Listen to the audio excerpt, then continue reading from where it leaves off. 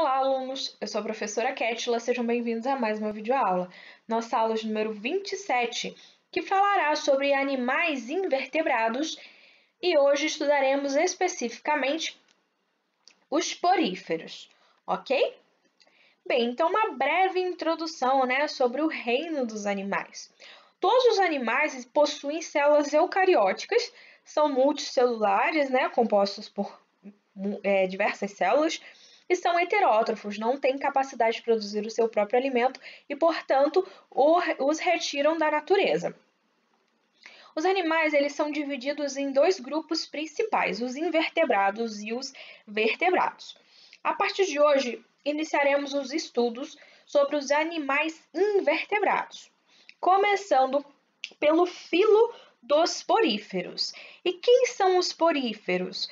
Vocês já viram uma esponja do mar em alguma viagem de vocês, ou mesmo um aquário que vocês já tenham visitado? Não sei se vocês já viram, Os poríferos, compreendem as esponjas do mar, que são animais aquáticos sésseis e bentônicos. O que significa dizer que eles são sésseis e bentônicos?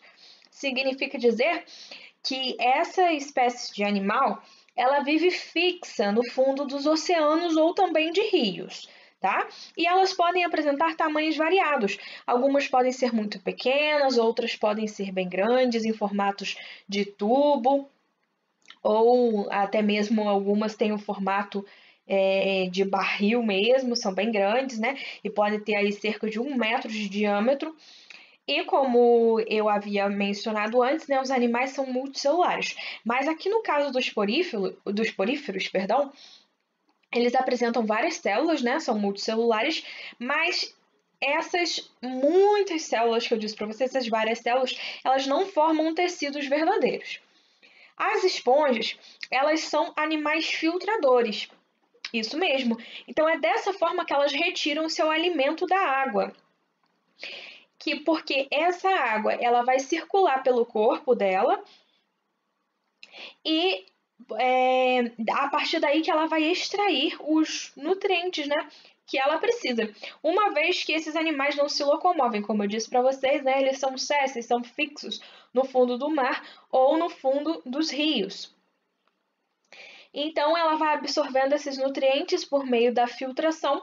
E essa filtração, ela ocorre com a participação de células especializadas, que nós chamamos de coanócitos, tá bom? Então, aqui no caso, a água, ela entra através dos poros que tem no corpo desse animal, por esses poríferos, E ela sai por uma abertura maior, essa abertura aqui que nós chamamos de ósculo, ok? Então, aqui tem, inclusive, essa imagem esquemática que está lá no livro didático de vocês, mostrando como que aqui no caso, o coanócito, mostra a água ela entrando por esses poros, que formam o corpo desse animal, e depois a saída de água através do ósculo aqui. Então, as esponjas do mar são animais que apresentam um esqueleto formado por espículas, que são estruturas microscópicas que estão entrelaçadas. E elas também podem apresentar aí uma rede de um material proteico, que é chamado de espongina. E olha só que interessante, as esponjas do mar, elas têm grande capacidade de regeneração. Então, algumas partes que ela venha a perder, ela consegue regenerar.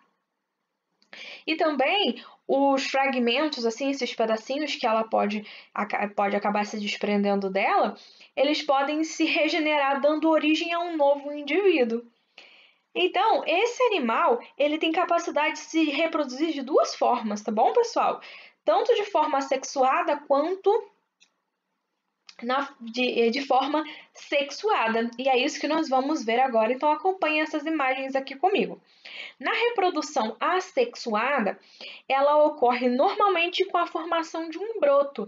E esse broto que se desenvolve, e se destaca, ele dá origem a uma nova esponja, como a gente já havia estudado o brotamento, né? Esse tipo de reprodução assexuada. Então, agora ilustrando aqui para vocês essa reprodução assexuada em uma esponja, tá? E ela também pode se reproduzir de forma sexuada. Então, na reprodução sexuada, os gametas masculinos, conforme vocês estão vendo aqui, eles são lançados na água, eles vão seguir até a esponja fêmea, né? E no qual vão passar pelos poros e se fundir ali as células para atingir o óvulo. Então, os indivíduos de algumas espécies, eles formam dois tipos de gameta, que são hermafroditas. E a fecundação, ela vai dar origem aqui, a fecundação, né, desses gametas vai dar origem a uma larva. E ela vai se locomover com a ajuda de cílios, conforme está até ilustrado aqui nessa figura, né? E essa larva ela se fixa no substrato e se desenvolve, se tornando uma esponja adulta. E assim vai fazendo também um ciclo, né? Conforme mostra aqui. Então, agora vocês já viram, né, que ela pode se reproduzir tanto de forma assexuada quanto de forma sexuada. Agora vamos ver aqui, né, a importância dessas esponjas, desses poríferos. As esponjas, esses poríferos, elas são fundamentais para o equilíbrio dos ambientes marinhos. Por que elas são fundamentais? Elas servem de abrigo e alimento, né, e local de reprodução para diversas espécies de seres vivos, né, como peixes, crustáceos, moluscos. E além disso, elas também estabelecem uma relação ecológica com microalgas, né, em que ambos indivíduos, ambos organismos, eles vão se beneficiar. Então, nesse caso, a esponja ela vai fornecer uma proteção às algas e essas algas vão fornecer nutrientes para a esponja. Então, por isso que eu disse aqui que é uma relação ecológica e com as microalgas, tá bom? Bom, e também por filtrarem aí uma grande quantidade de água, as esponjas elas são sensíveis à poluição, pessoal, dos ambientes aquáticos. Então, isso indica também as condições ambientais daquele local. Então, por isso que a gente diz que as esponjas elas são bioindicadores de poluição da água, por filtrarem, né, grande quantidade de água. E o que são bioindicadores, né? Os bioindicadores, eles vão ser organismos que respondem aí a alterações ambientais.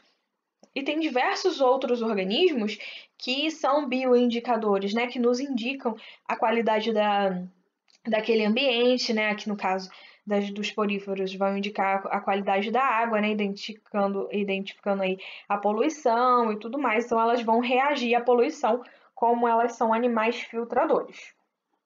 Tá bom? Então, nós já vimos aí que elas possuem grande importância nos ambientes mesmo marinhos, né, nos ecossistemas marinhos.